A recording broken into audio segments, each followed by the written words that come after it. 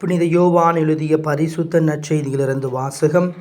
அதிகாரம் 8 இறை திருவசனங்கள் 21 30 வரை. அக்காலத்தில் இயேசு பரிசேயர்களை நோக்கி, நான் போன பின் நீங்கள் என்னை தேடுவீர்கள். நான் போகும் இடத்திற்கு உங்களால் வர இயலாது. நீங்கள் பாவிகளாவே சாவீர்கள் என்றார். யூதர்கள், நான் போகும் இடத்திற்கு உங்களால் வர இயலாது என்று சொல்கின்றாரே, ஒருவேளை தற்கொலை செய்து கொள்ளப் போகின்றாரோ என்று பேசிக்கொண்டார்கள். இயேசு அவர்களிடம், நீங்கள் கீழிருந்து வந்தவர்கள், நான் மேலிருந்து வந்தவன். நீங்கள் இவ்வுலகை சார்ந்தவர்கள், ஆனால் நான் இவ்வுலகை சார்ந்தவன் அல்ல. ஆகவேதான் நீங்கள் பாவிகளாவே சாவீர்கள் என்று உங்களிடம் சொன்னேன். இங்கிருக்கின்றவர் நானே என்பதை நீங்கள் நம்பாவிடில் நீங்கள் பாவிகளாய் சாவீர்கள் என்றார். அவர்கள், நீர் யார் என்று அவரிடம் கேட்டார்கள். அவர், நான் யார் என்று தொடக்கத்திலேயே சொல்லி வந்துள்ளேன். உங்களை பற்றி பேசுவதற்கும் தீர்ப்பிடுவதற்கும் பல உண்டு. ஆனால் என்னை அனுப்பியவர் உண்மையானவர். நானும் அவரிடமிருந்து கேட்டவற்றையே உலகிற்கு எடுத்துரைக்கின்றேன் என்றார். தந்தையை பற்றியே அவர் பேசினார் என்பதை அவர்கள் உணர்ந்து கொள்ளவில்லை. இயேசு அவர்களிடம், நீங்கள் மானிட மகனை உயர்த்திய பின்பு இருக்கின்றவர் நானே. நானாக எதையும் செய்யவில்லை, மாறாக தந்தை கற்றுத் தந்ததையே நான் எடுத்துரைக்கின்றேன் என்பதை அறிந்து கொள்வீர்கள். என்னை அனுப்பியவர் என்னோடு இருக்கின்றார். அவர் என்னை தனியாக விட்டுவிடுவதில்லை. நானும் அவருக்கு உகந்தவற்றையே எப்பொழுதும் செய்கின்றேன் என்றார். அவர் இவற்றை சொன்ன பின்பு பலர் அவரிடம் நம்பிக்கை கொண்டனர். இது கிறிஸ்து வழங்கும் உயிருள்ள நற்செய்தி. கிறிஸ்துவே, உமக்கு புகழ். இறையேசுவில் பிரியமான எமதருமை சகோதர சகோதரிகளே, இன்றைய நாளிலே நம் ஆண்டவராகிய இயேசு கிறிஸ்துவை உணர்ந்து வாழ இன்றைய நற்செய்தி வாசகத்தின் மூலமாக நாம் ஒவ்வொருவரும் அழைக்கப்பட்டிருக்கின்றோம். பல்வேறு நிலைகளிலே நம் ஆண்டவர் இயேசு கிறிஸ்துவை உணராமல் நாம் இருளிலே வாழ்ந்து வருகின்றோம். நற்செய்தி வாசகத்திலே நம் ஆண்டவர் சொல்கின்றார், நான் தான் அவர் என்பதை நீங்கள் நம்பவிட்டால் உங்கள் பாவங்களினால் நீங்கள் இறந்து போவீர்கள் என்று இறைவன் நமக்கு மொழிகின்றார். இதன் அர்த்தத்தை நாம் பார்த்தோமெனில், இயேசுவை அறியாமல் வாழும் வாழ்க்கை உண்மையாகவே ஓர் இழந்த வாழ்க்கை, ஓர் இருளின் வாழ்க்கை, ஓர் உணர்வற்ற வாழ்க்கை என்பதை நாம் புரிந்து கொள்ள வேண்டும். புனித மரியாள் ஆஃப் எலிசபெத் அவருடைய வாழ்விலே நாம் பார்த்தோமெனில், அவருடைய இளமை வயதிலே தவறான வாழ்க்கையிலே அவர் வாழ்ந்து கொண்டிருந்தார். பாவத்திலே மூழ்ந்த ஒரு வாழ்க்கை, இன்பத்தை தேடிய ஒரு வாழ்க்கையாக அவருடைய வாழ்க்கை இருந்தது. ஒரு முறை அவர் எருசலேமுக்கு சென்ற பொழுது, அங்கு இருந்த அந்த புனித சிறுவத்தை வணங்க அவர் கோயிலுக்குள்ளே சென்ற பொழுது அவரால் உள்ளே செல்ல முடியவில்லை. ஏதோ ஒரு சக்தி, ஏதோ ஒரு மறைவான சிந்தனை சக்தி அவரை தடுத்தது. அப்பொழுதுதான் அந்த புனிதை உணர்ந்து கொண்டாராம். நான் தவறான வாழ்விலே இருக்கின்றேன், நான் இயேசுவை உண்மையாகவே அறியவில்லை. அந்த நிமிடம் அவருடைய வாழ்விலே திருப்பு முனை ஏற்படுகின்றது. அவர் மனம் திரும்பி பாலைவனத்திலே தனியாக வாழ்ந்து முழு மனதோடு கடவுளை தேடினார். இயேசுவை அறிந்த பின்பு அவருடைய வாழ்வு முழுவதும் இயேசுவுக்காகவே மட்டுமே அவர் வாழ்ந்தார். நம்முடைய வாழ்விலும் இன்றைய நாளிலே நாம் வெளியே நல்லவர்களாக இருந்தாலும் உள்ளத்திலே இயேசுவை உணர்ந்து வாழுகின்றோமா என நாம் சிந்தித்து பார்க்க வேண்டும். நாம் பாவத்திலே இருக்கின்றோம் எனில் நாம் கண்டிப்பாக இயேசுவை அறியாத நிலையிலே இருக்கின்றோம். நாம் எப்பொழுது மனம் திரும்புகின்றோமோ அப்பொழுது இயேசுவை நோக்கிய பயணம் நம்முடைய வாழ்விலே நமக்கு வருகின்றது. இன்றைய நாளிலே இறைவன் நமக்கு உணர்த்துவது, பாவத்தை விட்டொழிந்து புதிய வாழ்க்கையை தொடங்குவோம், ஒளியிலே நடப்போம், இருளை நம்மிடமிருந்து அகற்ற இறைவன் நமக்கு அழைப்பு விடுக்கின்றார். நாம் ஒவ்வொருவரும் இயேசுவிடம் திரும்பி அவரை உணர்ந்து வாழும் பொழுது நம் ஒவ்வொருவருக்கும் அவர் ஒளியையும் நம்முடைய உள்ளத்திலே நமக்கு உண்மையையும் தரக்கூடிய ஒரு வல்லமைமிக்க தேவனாக இருக்கின்றார். இந்த நற்கருணை ஆராதனையிலே ஆண்டவர் இயேசு கிறிஸ்துவை கண்ணோக்குவோம். நம்முடைய கண்ணீரையும் கவலையும் அவர் பக்கத்திலே நாம் திருப்புவோம். கண்டிப்பாக நம்முடைய குடும்பங்களுக்காக நாம் ஜெபிப்போம். நம்பிக்கையோடு விசுவாசத்தோடு எவர் என்னை கூவி அழைக்கின்றாரோ அவரை நான் ஒருபோதும் திக்கற்றவராக விடமாட்டேன் என்று இறைவன் மொழிந்திருக்கின்றார். நம்பிக்கையோடு விசுவாசத்தோடு இறைவனிடம் இந்த ஒரு நற்கருணை ஆராதனையிலே நாம் இணைந்து ஜெபிப்போம். இன்றைய நாளிலே இறைவன் நம்முடைய உள்ளத்திலும் நம்முடைய இல்லத்திலும் அற்புதங்களையும் அதிசயங்களையும் செய்ய காத்து கொண்டிருக்கின்றார். ஆமென்.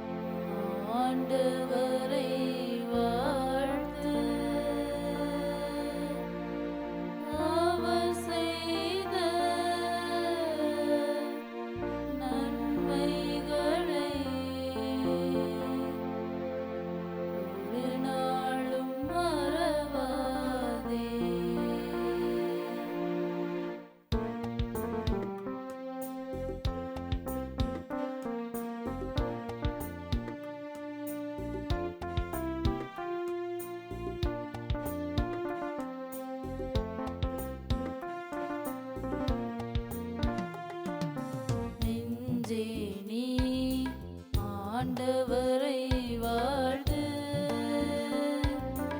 அவர் செய்த நன்மைகளை ஒரு நாளும் மறவாதே.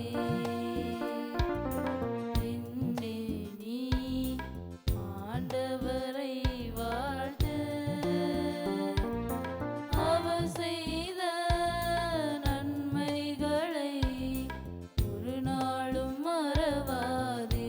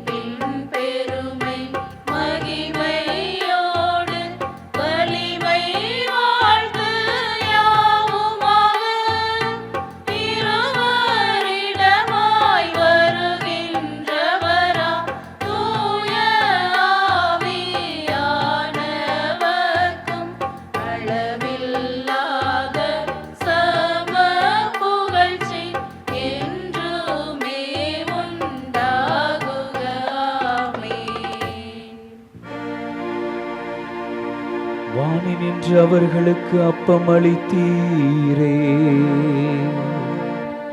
இனிமேலாம் கண்ணலத்தை கொண்ட அப்பம் இதுவே. மன்றாடுவோமாக. இறைவா, இந்த வியப்புக்குரிய திருவருட் சாதனத்திலே உம்முடைய பாடுகளின் நினைவை எங்களுக்கு விட்டு சென்றீ. உம் திருவுடல் திரு இரத்தம் ஆகியவற்றின் தூய மறைபொருளை வணங்கும் நாங்கள் உமது மீட்பின் பயனை இடைவிடாமல் தூய்த்துணர்ந்து மகிழ அருள்வீராக. தந்தையாகி இறைவனோடு தூய ஆவியாரின் ஒன்றைப்பில் இறைவனாய் என்றென்றும் வாழ்ந்து ஆட்சி செய்கின்ற உம்மை மன்றாடுகின்றோ.